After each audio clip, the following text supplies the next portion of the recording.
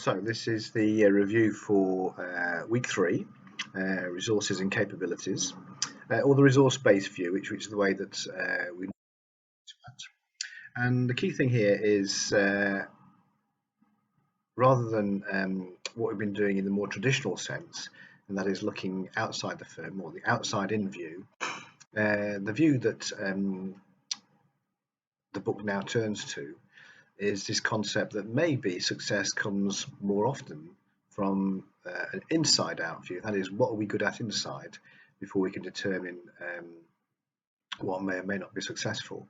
And if you think about it, for many years, the concept of planning largely built on this military concept of strategy, know your resources, know your terrain, know your enemy, has worked very, very well. For those companies that adopted those practices, because it enabled them to think about what the customers want and therefore try to match their capabilities. And what Grant and Jordan do in this chapter is they start to explore the possibility that actually success for many companies today is likely to be a case and a function of their capabilities and resources rather than just the market demand. So let's put that simply. If a market has an opportunity, let's say there was a sudden increase in population, then clearly anyone looking out at the world and seeing that population growth has the potential to benefit from it. Within the constraints, they have to have the capabilities to deliver something.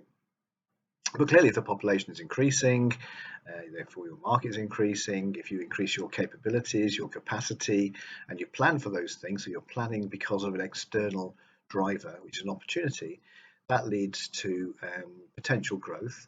Of course, it's also competitive. And this is a really key thing, is when we're thinking about in a competitive marketplace, the only way in which you can be successful in this outside-in approach is if you can somehow understand what's going on in the marketplace better than any of your competitors.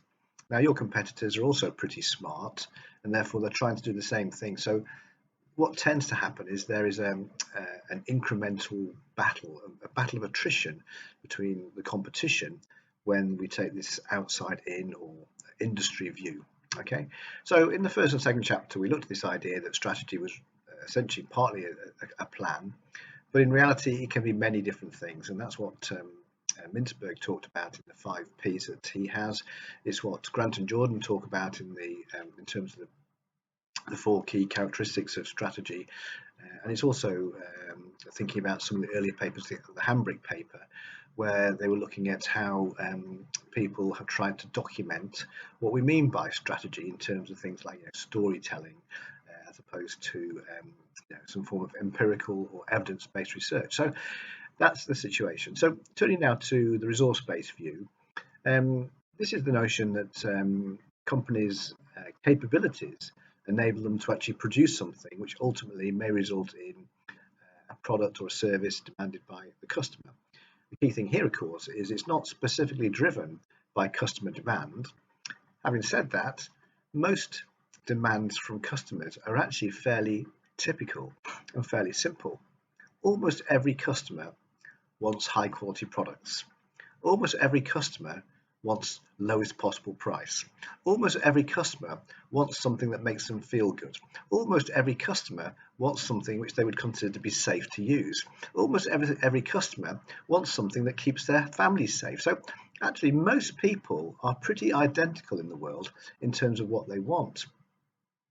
Now, we might be satisfied with a Kodak camera because it produces very nice pictures. Those very nice pictures make us feel warm and fuzzy and give us our memories and all those sorts of things. And we're very happy to have the very best film in the world.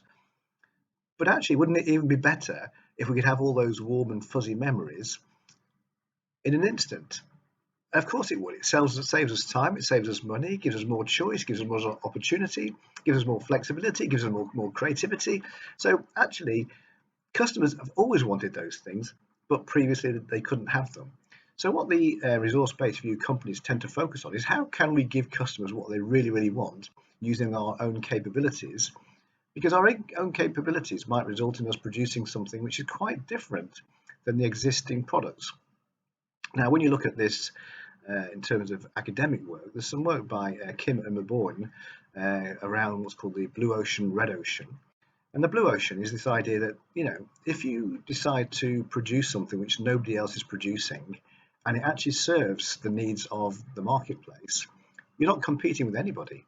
You have the massive opportunity to take the marketplace away from companies who are all producing something which is old, redundant in some cases.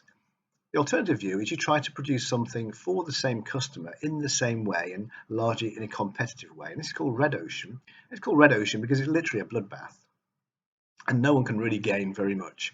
So in that situation, there's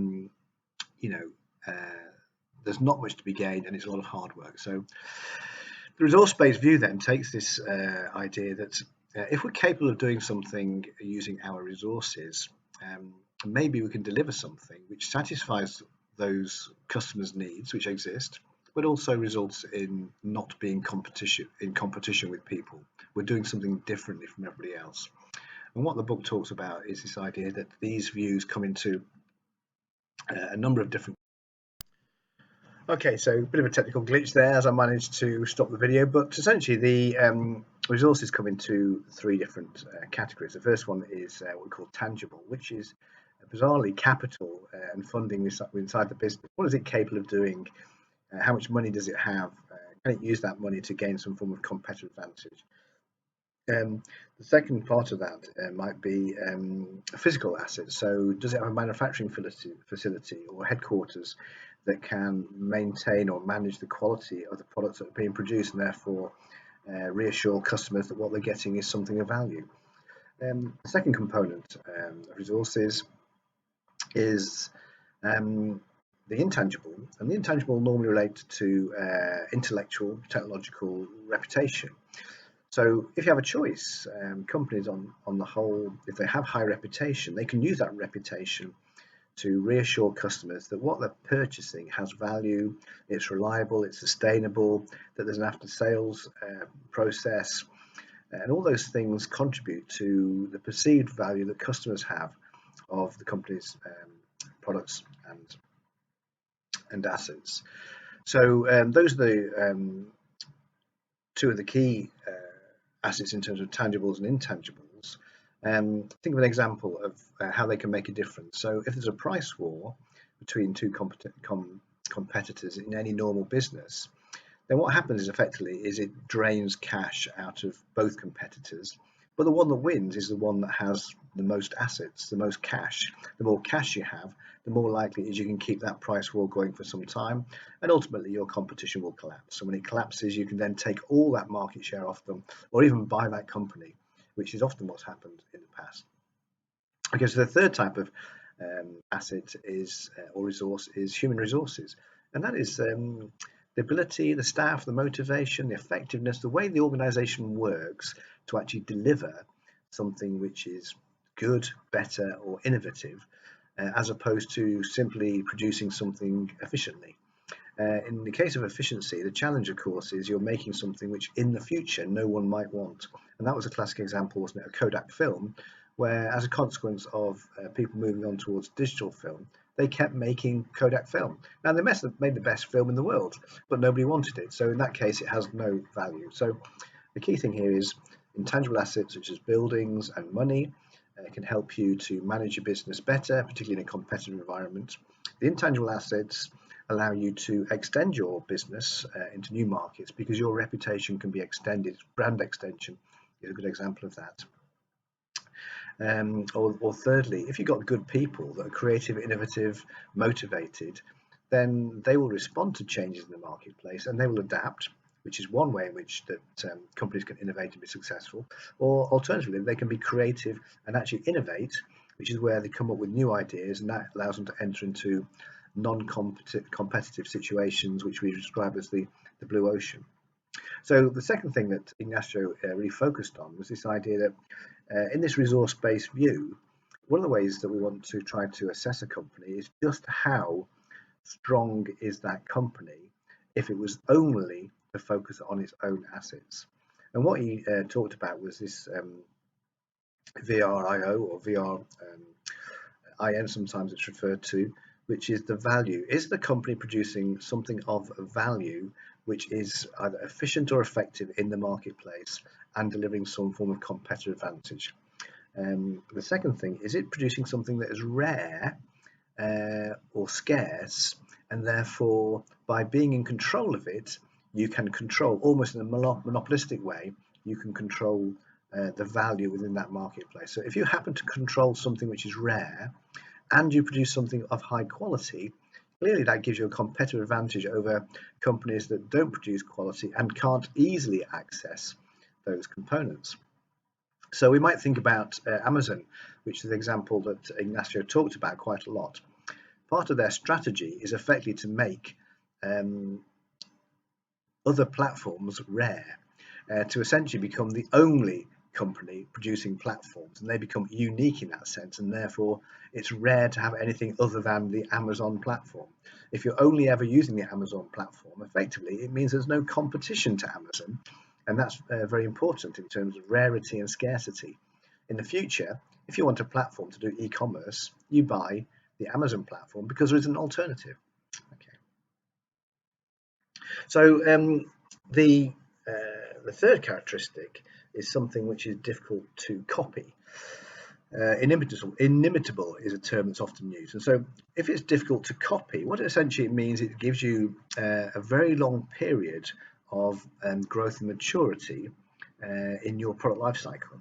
Because it's difficult to copy, it makes it very difficult for other people to enter the marketplace, even if it was possible. So let's take the example of Amazon again.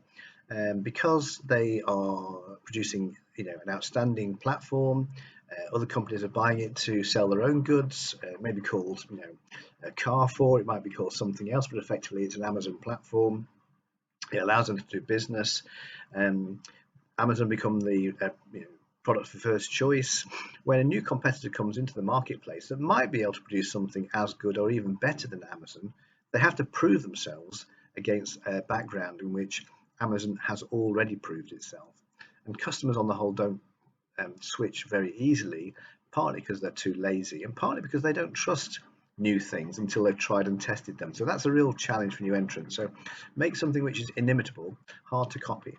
There are other ways to allow that, for example, is through things like patenting, intellectual property, copyright. These sorts of things actually prevent other companies from copying. So there are mechanisms that can be used in law to prevent that from happening. So okay, let me just take a quick break, and I'm going to add something to this, hopefully a slide, but if not, a conversation.